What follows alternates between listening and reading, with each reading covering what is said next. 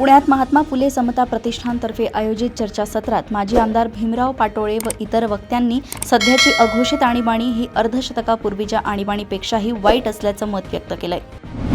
महाबळेश्वर तालुक्यातील दुर्गम कांदाटी खोऱ्यात मुसळधार पावसामुळे दरडी व झाडे कोसळून 16 गावांचा संपर्क तुटला असून भातशेती पूर्णपणे उद्ध्वस्त झाली आहे।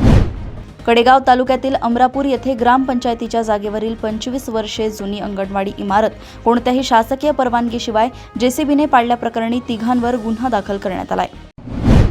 राज्यातील दुय्यम कारागृहे बंद करण्याच्या निर्णयामुळे सोलापूर जिल्ह्यातील 106 कैदी कोल्हापूरच्या कळंबा मध्यवर्ती कारागृहात हलवण्यात आल्याने तिथे क्षमतेपेक्षा 244 कैदी जास्त झाले आहेत।